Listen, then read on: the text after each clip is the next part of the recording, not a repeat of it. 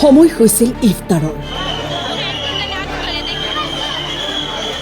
আব্দুল হাকিমৰ বাসগৃহত উত্তপ্ত পৰিস্থিতি।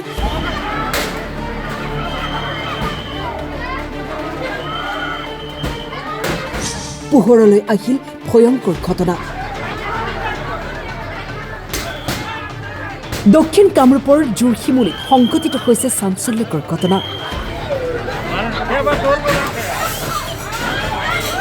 আব্দুল হাকিমৰ বাসগৃহৰ পৰা উদ্ধাৰ হ'ল এজন যুৱকৰ মৃতদেহ।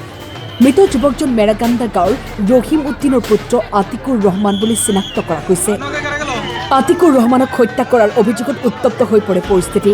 ৰাইজে ভাঙি লণ্ডভণ্ড কৰে আব্দুল হাকিমৰ বাসগৃহ, জ্বলাই দিয়ে খেৰৰ জুপুৰি। ৰাতিপুৱা 8টা বজাত 1,30,000 টকা লৈ কেনে পাহাৰত যোৱাৰ কাৰণে ওলাই আহিছে। ল'ৰাৰ যিটো মাৰ্ডাৰ হৈছে তাৰ নাম হ'ল আতিকুৰ। এতিয়া গাৰ্জেন আৰু গম পালা যে 1টা বজাত জোৰশিমুলীত এটা মাৰ্ডাৰ হৈছে, আমাৰ আতিকুলৰ মাৰ্ডাৰ হৈছে। এনেকুৱা শুনা পোৱাত হয়তো আমিও আহিলোঁ। অহাৰ পিছত হয়তো আমাৰ যিখিনি মানুহ আছে সেইখিনিতো এইটো অহবৰ ঘৰ নেকি, মানুহ 3-4জন আছিল, কিন্তু আমাৰ ভতিজা তেখেতে আহিছে অকলে, আৰু এজন পিছত আহিছে। অহাৰ পিছত কিন্তু ইহঁতে ঘৰৰ ভিতৰত সোমাব দিয়া নাই। যেতিয়া সোমাব দিয়া নাই তেতিয়া মানে সন্দেহ কৰিলোঁ যে আমাৰ ল'ৰাজন ইয়াতে আছে।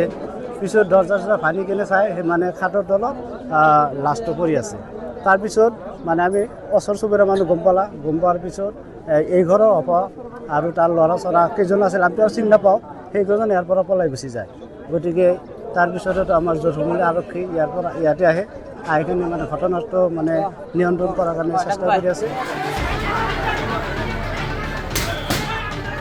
ঘটনাস্থলীত আৰক্ষী উপস্থিত হৈ জুই নিৰ্বাপন কৰাৰ লগতে নিয়ন্ত্ৰণলৈ আনে পৰিস্থিতি। এইপিনে বৰ্তমানলৈ যুৱকজনৰ মৃত্যুৰ প্ৰকৃত সত্য পোহৰলৈ অহা নাই যদিও আব্দুল হাকিমৰ পৰিয়ালে হত্যা কৰি বিচনাৰ তলত লুকাই থৈ দিয়াৰ অভিযোগ স্থানীয় ৰাইজৰ লগতে পৰিয়ালবৰ্গৰ।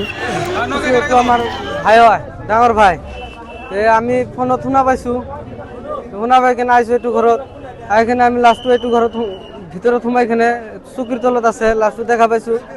মানে লাষ্টটো মাৰ্ডাৰ কৰিছে, মানে মানুহটো মানে এনেকুৱাকে মাৰছে, মানে ক'তো জখম হোৱা নাই, মানে বোকা চোকা লাগি আছে একদম, মানে এক কোণাত পেলাই দিছে, পেলাই থৈ দিছে। মাৰা বুলি সন্দেহ মানে মাৰিছে, তাক হত্যাই কৰিছে। এইটো অহাবালি, এইটো আমি অহাবালি বুলি শুনা পাইছোঁ ফোনত, যে অহাবৰ ঘৰত আছে মানুহটো, লাষ্টটো চকীৰ তলত। ঘটনাটো মোটামুটি ধৰক এতিয়া আমি 1টা বজাত শুনা পাইছোঁ, আগতো হৈছে আমাৰ ঘৰৰ পৰা 8টা বজাত আহিছে পুৱা।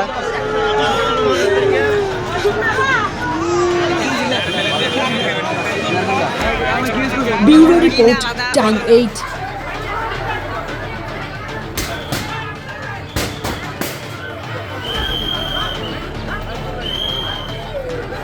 এবাৰ